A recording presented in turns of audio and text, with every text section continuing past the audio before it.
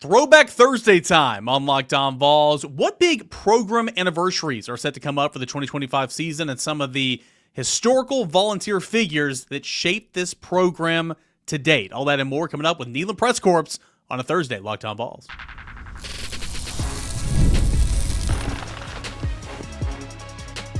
You are Locked On Vols, your daily podcast on the Tennessee Volunteers. Part of the Locked On Podcast Network, your team every day. What is up, everybody? Welcome into it, your Thursday morning edition of Locked On Vols. I'm your host, Eric Kane. Appreciate you guys for being here, making Locked On Vols your first listen, your first watch each and every single morning. Can't thank you enough, you everydayers, for making this show what it is. If you're new to the show, pull up a chair, see what we got. Hope you come back, tell your friends and family about this. Your number one spot for Tennessee football news, entertainment, weekday mornings when you wake up, free and available wherever you get your podcasts. I'm Eric Kane, host of Locked On Vols, a part of the VolQuest.com team here in town. Today's episode is brought to you in part by our friends over at Monarch Money, where you can take control of your finances by using Monarch Money. Put in the promo code LOCKEDONCollege at monarchmoney.com for 50% off your first year. A big shout out to our friends over at Monarch Money. Josh Ward going to join us in segment number 3, Ward Wednesday on a Thursday this week. Talk about the NBA draft, Chaz, Lanier, Zakai Zeigler, Jahmai, Mashak, all that and more, plus the recent recruiting run that Tennessee's been on, 7 commits in the last 5 days. Pretty impressive. But the first 2 segments of the show here today, I'm going to bring on Noah Taylor. He is the creator, host, operator, whatever you want to call him, for Neyland Press Corps. You've probably heard of Neyland Press Corps. It's something you probably see on X, maybe on Facebook, social media, essentially chronicling and telling stories of former Tennessee football players and games and big moments and all that. And this is a project that you've been working on a little bit, but officially went live earlier this week on Substack. We'll get into that here in a moment and kind of your story, because it's a really, really unique one for sure. But this year, Noah, Tennessee's set to have a couple of big-time anniversaries of some teams that did a whole lot for the program. I always joke with you that you missed your era, you missed your time, man. You should have been back in the 1960s or whatever, 1970s, covering games in the press box, smoking a cigarette, and, all those jokes aside, because you're just such a history buff. But that 1965 season, it was one that really kind of put Tennessee on the map. Didn't win a national championship or anything, but put Tennessee on the map in a big way for all the success that followed there in the decades that come. Yeah. We're coming up on the 60th anniversary of that year. And it was really kind of Tennessee's resurgence as a program, kind of its welcome back to the national stage, certainly in the SEC under Doug Dickey, who was in his second season as Tennessee's head coach. He had arrived in '64, the year before, as a assistant coach under Frank Broyles at Arkansas. That '64 season, there was some signs of growth. They only won 4 games, so they didn't make the postseason. They continued that drought of not going to a bowl game in an era where a lot of teams didn't make bowls. So, but they had beaten Georgia Tech in Atlanta, a ranked Georgia Tech team. That was kind of really a sign that this team was different, that the program was heading in the right direction. Lost close games to Auburn and Alabama that year, and I think tied a top 10 LSU team. But that Georgia Tech win was big for them, and it was kind of the springboard for '65. That was the breakout year. Tennessee went 8-1-2. They beat Georgia Tech again, which again was a top 10 team back when that was an annual rivalry. But the big one that year, and one I plan to write about here in the next couple of months, was the win over UCLA in Memphis. UCLA was ranked 5th. There really wasn't a whole lot of chance that Tennessee could beat them, but Dewey Warren, who had revolutionized Tennessee's offense, is kind of a passing quarterback. Came in halfway through that year as a backup. Came off the bench because of injuries to Charlie Fulton, who was the starter. He punched in a late touchdown run that was a little bit controversial, but at that time that was one of the biggest wins in program history, and really, like you said, a springboard for Tennessee's success through the '60s, which included 2 SEC titles and a national championship in '67, depending on what selector you go by. Yeah, certainly no instant replay back then, so it could be controversial, but whatever was called on the field stood. To put that matters in perspective, you mentioned what was to come later in that decade of the '60s, but '65 Tennessee went 8-1-2. 64, Tennessee went 4-5-1 back when ties were very relevant. Tennessee went 5-5 in 63, 4-6 in 62. So there were some bleak years there. So 65 again springboarded Tennessee to in 66, 8-3, 9-2, 8-2, 9-2, 11-1, 10-2, 10-2. I mean, the years that followed. So the 60-year anniversary of one of the more iconic teams in Tennessee football history, the 1965 team, will be celebrated at some point, recognized at some point this fall. Another year, and this one resonates with a lot of Tennessee fans, Noah. Big time. I mean, this is my dad's time. I got a couple of friends that actually had fathers who were on this team, the 85 Sugar Vols.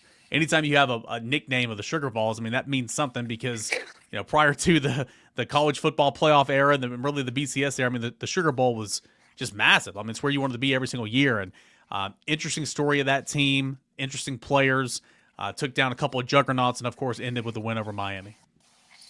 Yeah, absolutely thumped that Miami team who was in the middle of a big historic run there as a program under Jimmy Johnson. Yeah, I mean, 40 years, and that's a Tennessee team that has a lot of stories to tell. Really, a lot of you had obviously Tony Robinson, who was a guy that was early in that year after beating #1 Auburn and Bo Jackson. Ended up again, Tennessee fans probably still have that Sports Illustrated copy with him on the cover and the Tennessee Waltz and all that. A guy that put Tennessee in the conversation of a national championship, not just the SEC, but a national title. And, obviously he gets hurt in that Alabama game, season-ending injury. Doug Dickey, who hadn't played, had been a career backup at Tennessee in his final season, takes over midway through that year. And, went from Johnny Majors not allowing him to really throw the ball in a tie against Georgia Tech the following week to being, one of a lot of unsung heroes for Tennessee that season. And Jeff Powell's another guy because of injuries at running back. A guy that, came here from William & Mary as a track star to kind of live out his dream in his final year of eligibility to play for Tennessee. I mean, there's just an incredible amount of stories to tell from those guys and what they were able to do. And like you said, I hope this year we'll see a lot of those guys recognized. Dale Jones is another one. Chris White. I mean, there's a lot of names that come to mind and what they were able to do and beating Miami in that Sugar Bowl. Like you said, when that was a big deal to be in that game, was really kind of the icing on the cake. And to beat a Miami team, take a national title away from them in the fashion that they did it. I mean, it's an incredible story. 4 ranked wins on that year. Had a win over, actually a tie with UCLA to begin that season, as you mentioned. The keynote win, or one of the keynote wins of that season, Auburn, Bo Jackson, and everybody was going to watch that game and watch him, and went away talking about some Tennessee players. Obviously took down Alabama that year, and then of course end of the year against Miami during the middle of that dominant run in the 80s, as you pointed out. So SEC championship in 1985, Sugar Bowl champions, and one of the favorite Tennessee teams of all time, really. And that's coming up on the 40-year anniversary this fall, so that's exciting. Another team I want to highlight real quick, and I know you're going to write stories about it as the year goes along, and I'm going to kind of paint my picture, my vision for Neyland Press Corps with Locked On Vols in segment number 2 and talk a little bit about your history. I'm really excited about this. I am, because I love. It's weird, man. I'm getting off topic here. Rambling, Noah. See, I do it too.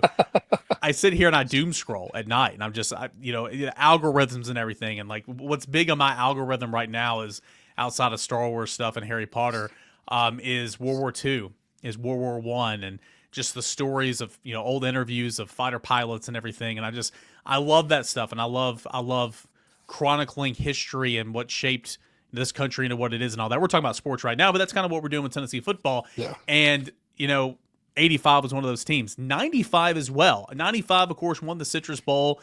Only one loss on that year. We're not going to mention that crappy team, but nonetheless, I mean, Peyton Manning, Jay Graham, I mean, so many great, talented players from that team, but also, beat Alabama for, I want to say, the first time in a decade. I think that they tied the year before. That game was actually wiped off the record books for Alabama because it was a forfeit. But nonetheless, not a whole lot of success against Alabama in a series that's been a ton of streaks both ways. And that was a win that snapped that losing streak to Alabama and really, catapulted Tennessee into what it was in the 90s as well. Yeah, that's another really good team that year. I mean, maybe you could argue that was the best Tennessee team in program history not to win a title. Yeah. They were so good outside of letting a big lead against Florida slip away early in that year. I mean, that's a team that could have been playing in the national championship game in the Fiesta Bowl against Nebraska. Of course, Florida goes there instead, and that Nebraska team was certainly one of the best in college football history. But Tennessee could have staked its claim as being certainly one of the best in the country by the end of that year. What they did to a really good Ohio State team, Eddie George, who was coming off a Heisman year and winning that game. But you mentioned that Alabama game. Yeah, this is 30 years since that win, and a lot of people that picture that image of the Tennessee fans in the zip tie handcuffs Yeah. at Legion Field. Yeah, I mean that was a big win. I mean Tennessee, like you'd mentioned, it hadn't beaten Alabama. They had the tie. 85 was the last win. We mentioned the 85 season. The 85 was the last win over them. But they kind of set the tone early. Peyton Manning to Joey Kent, and in that play that's been it's legendary now, and it's talked about even still, that play on play number one, and that kind of opened the floodgates for Tennessee. And then of course John Ward's iconic call of that play too. So yeah, looking forward to maybe diving more into a story about maybe the behind the scenes of what it was like in the press box when John Ward was making that call. I know it's an exciting time to have Mike Keith back as the voice of the Vols. I believe he was there as well as a young guy, and then of course Joey Kent, who's helped me out with stories before. Excited to hopefully talk to him about that play and really what it meant for Tennessee. Again, I joke with Noah all the time. I mean, he missed his time. Like he is. We make the joke saying that this is Noah's beat, right? It's not the 2024 Tennessee baseball beat or the 2025 Tennessee basketball Elite Eight beat. It's the old Tennessee football beat ran by Noah Taylor. He does a great job chronicling this, retelling some stories. A lot of help that you'll mention here in a moment. But Neyland Press Corps, again, you probably followed on Twitter, almost 4,000 followers. You've probably seen some old video footage and some stories told on there. Noah has started a Substack. We'll tell you how you can sign up for that completely free and be engaged on some of these great stories that he's going to be writing in time to come. And also how Noah got to this point, because, again, this is what we like to call a tease here. Don't change the dials, they say on radio. Noah grew up a Florida Gators fan. I don't like to highlight that normally with a guest on my show, but how he got from there to making it essentially his life's work right now to chronicle Tennessee football history, quite a unique story. So stay tuned. More to come with Noah Taylor, Neyland Press Corps, right here on a Locked On Vols Thursday. Hey guys, want to tell you about our friends over at Monarch Money. All right, so ever wish managing your money just felt easier? With Monarch Money, it can certainly be easy. Whether you're growing your savings or planning for a big purchase, Monarch puts you in the driver's seat. It's like having your own personal CFO, giving you full visibility and control over your finances. Monarch Money is more than just a budgeting app. It's a complete financial command center.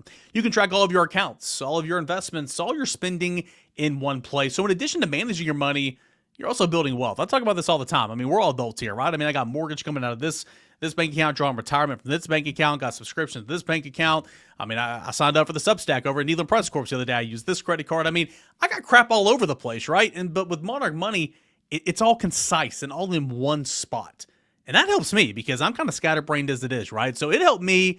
I hope it can help you as well if you give it a chance over at Monarch Money. Put in that promo code LockedOnCollege at monarchmoney.com for 50% off your first year.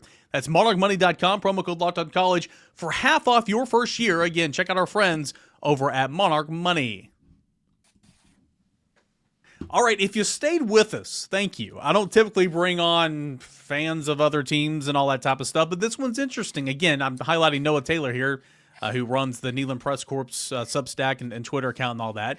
Loves chronicling Tennessee football history, and that's awesome. But a guy that grew up 30 minutes away from Gainesville, a guy that grew up, his heroes were Florida Gators. Ugh. How did you get from that, Noah, to where you are now? Because typically when you grow up a fan of a sport, or a team, I should say, you're a lifer. That's not the case for you. You're Vol through and through. Yeah, yeah. My dad asked that question a lot too.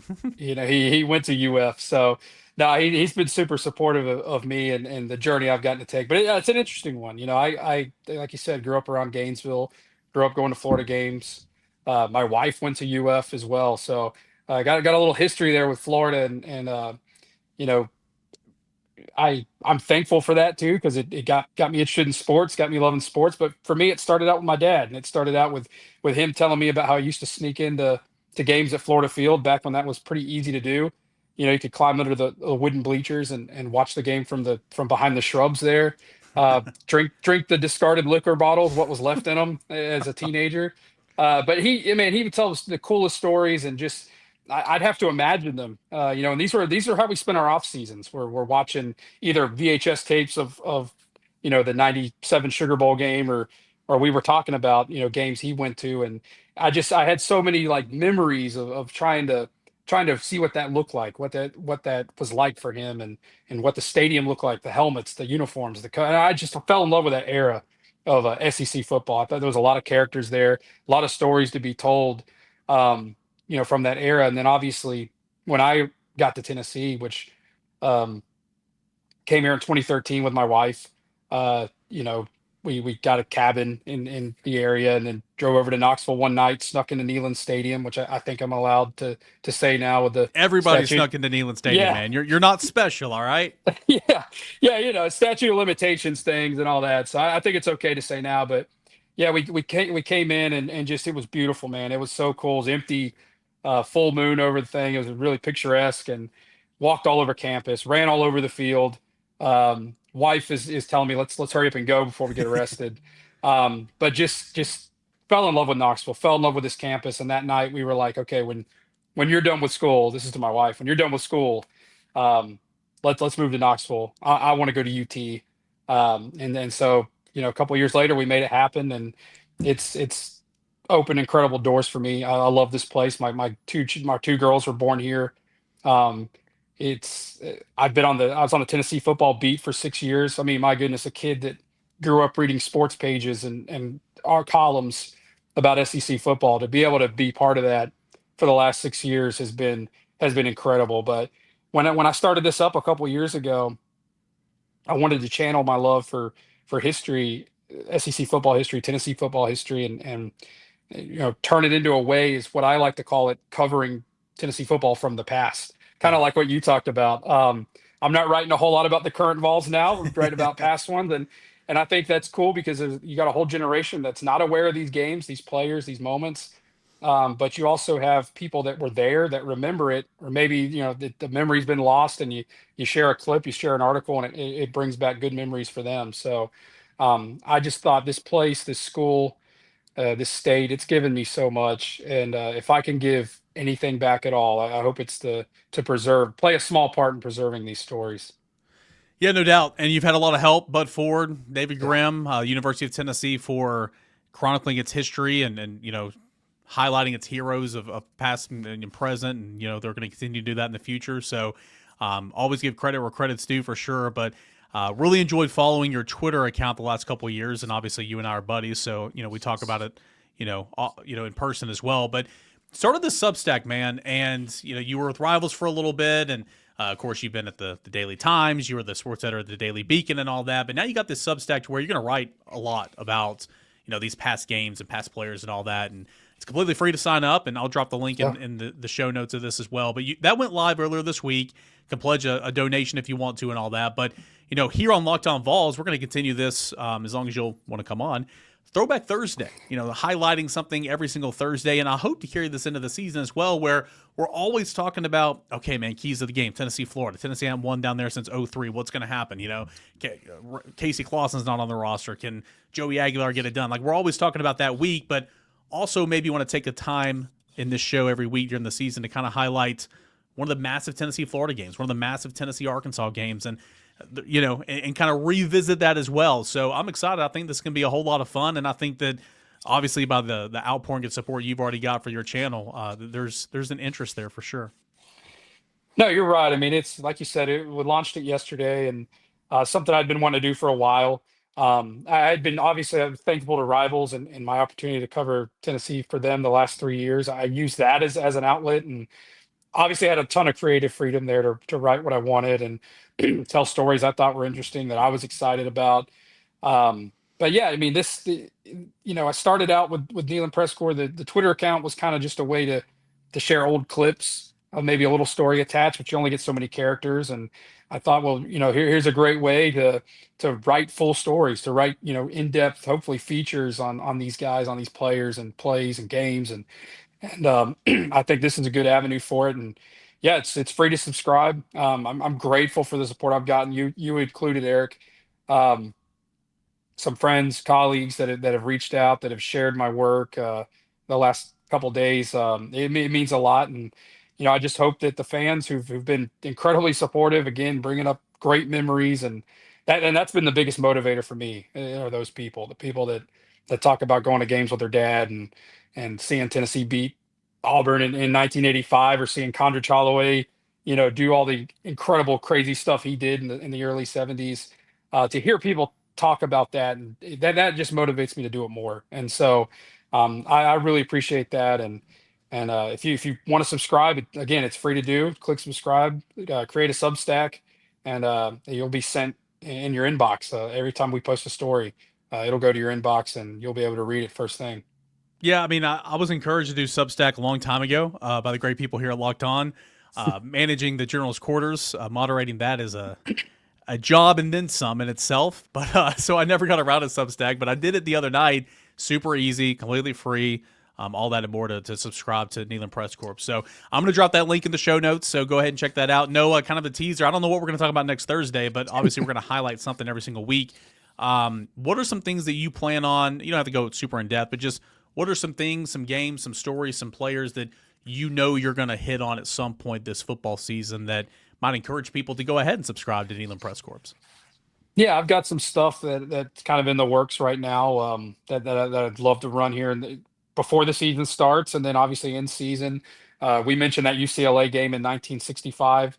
I think that's an incredible story, not just the play itself, Dewey Warren's touchdown and all that, but how that game got to Memphis, and kind of the controversy with that. There's some just great quotes there from all sides.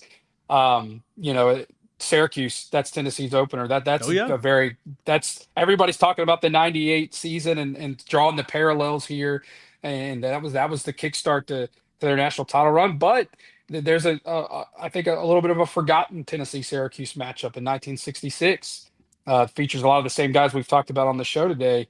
That was a big win for Tennessee. And on Syracuse's side, Larry Zonka, Miami Dolphins great, Floyd Little, another NFL great. Tennessee beat them in 66 in a bowl game, and in a really good game. I'm looking forward to diving more into that, writing about it.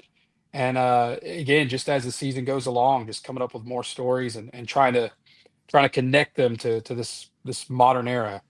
Yeah, it is easy to forget for most people. I was born 30 years after that team, so glad we have people like you that can tell us about what we missed, almost like you were there. That's Noah Taylor, Neyland Press Corps again.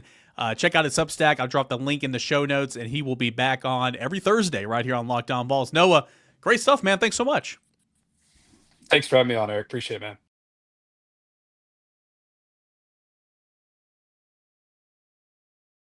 Josh Ward for Ward Thursday this week.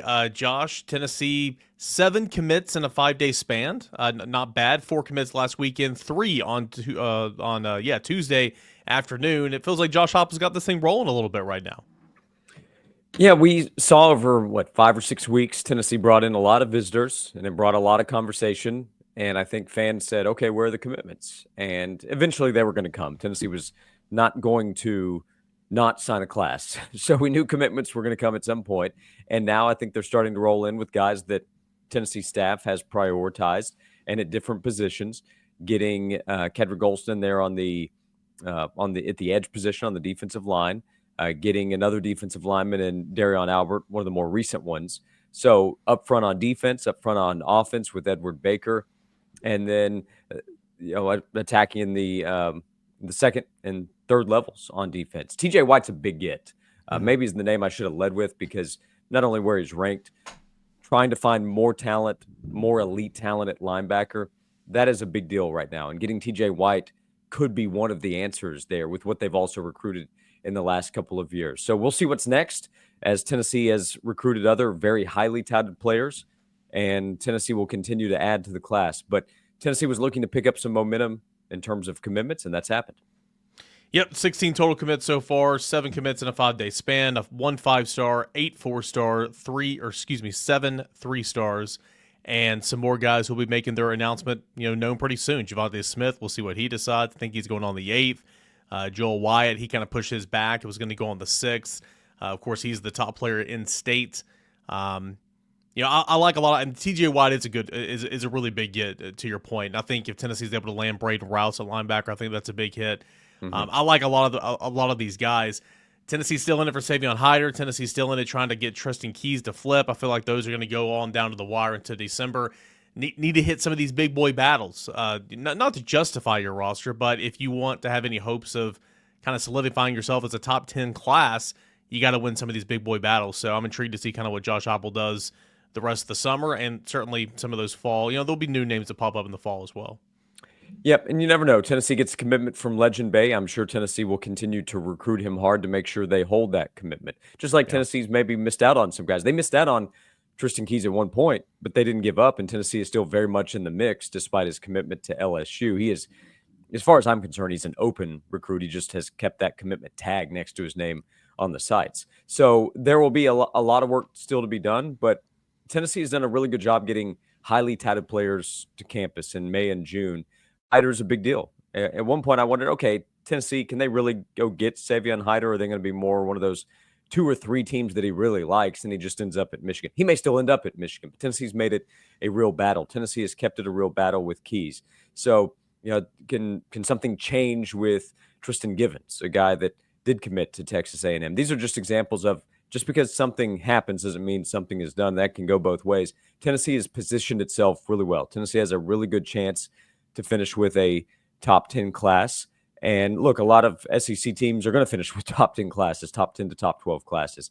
But Tennessee has continued to recruit well. And then, of course, there's Faison Brandon, who is the leader of the class. And if he pans out, he continues to get really high reviews. What he did at Elite 11 brought a lot of praise.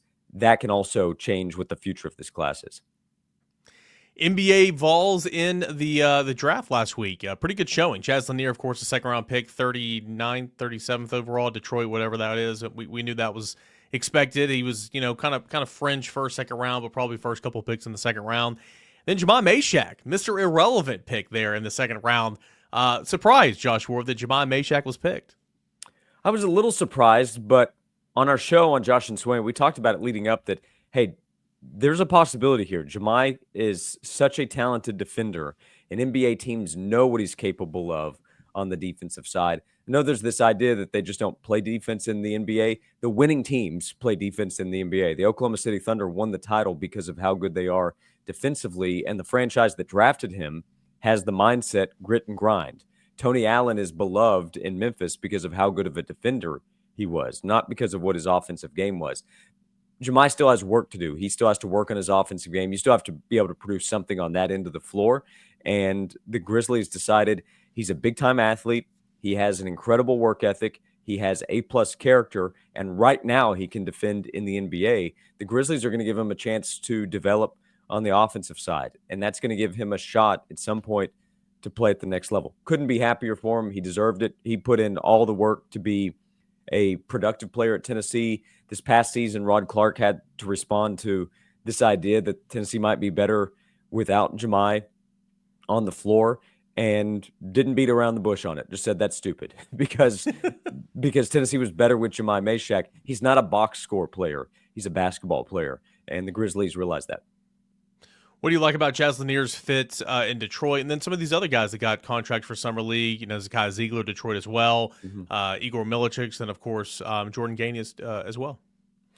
Yeah, so for Chaz, he's going to a franchise that has done well in drafting and developing overall over the last few years. They drafted Cade Cunningham #1, and he's developed into a quality player. There's a veteran in Tobias Harris, former Tennessee player, who's there. They brought him in last summer to help with what was a young roster, and they got a lot better last year.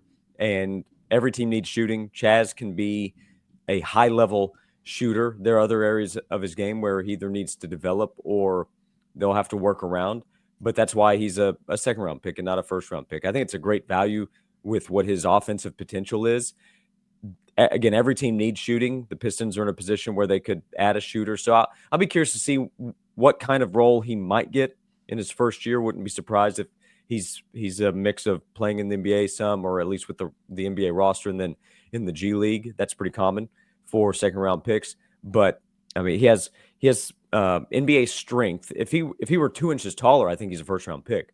But he has NBA strength. I think Chaz showed this past season at Tennessee his ability to attack the basket and play through contact, and that's something you have to do at the next level. So I think it makes a lot of sense, the fit and the team that drafted him.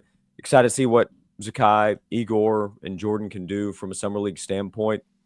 I mean, realistically, next year, if they're on American rosters, it's in the G League, but there will be opportunities there or overseas. So Tennessee is producing pros. That's now 10 drafted players under Rick Barnes. Do not overlook the importance of that in getting future talent to Tennessee. That has elevated the profile of Tennessee. It's not just what you do in the NCAA tournament.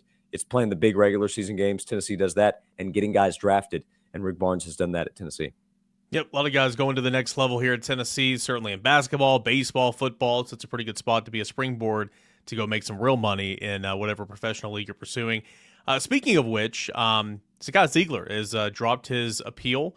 Of course, he was denied preliminary injunction a couple weeks ago by a federal judge trying to seek a 5th year of eligibility. He has dropped that appeal, and he is moving on with resolve. His legal team put out a statement the other day. And, of course, again, as we just mentioned, he's going to be playing Summer League with Detroit. What do you make about that whole thing? I felt like it was a long shot to begin with, but still in this era where you're seeing – Diego Pavia getting a blanket waiver for football for junior college guys, and this guy wins this appeal. This guy, it was worth a shot because Zakai, trying to max him out his financial earnings potential, could make a lot of money if he played basketball here at Tennessee again. So I don't blame him whatsoever. But dropping that appeal, moving on, going to be pursuing some professional contracts and whatnot. And the first one will be with the Summer League with Detroit this summer.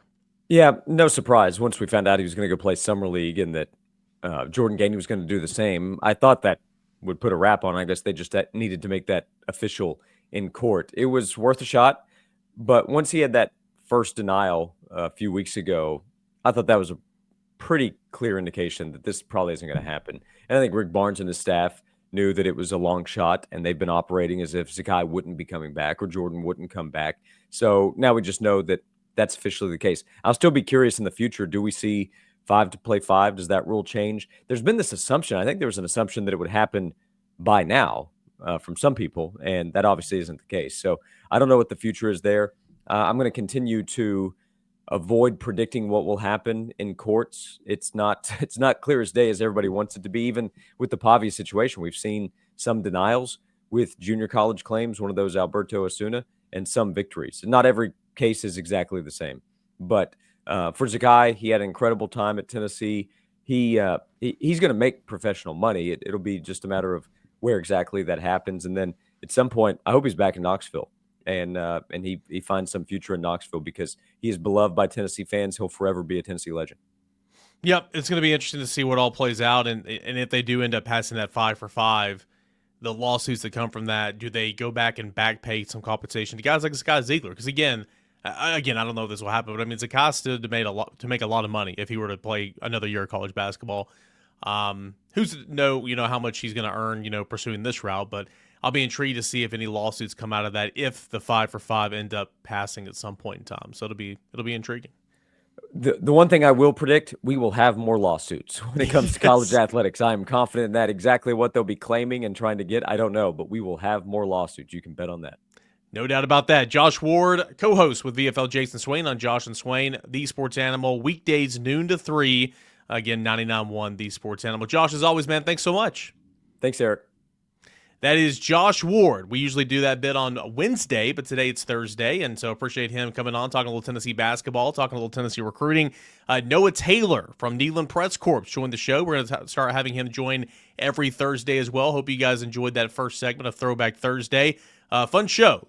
2 really good guests, and appreciate you guys for being here, making Locked On Vols your first listen, your first watch each and every single morning. We'll come back, same time, same place, do it again tomorrow. This is Locked On Vols.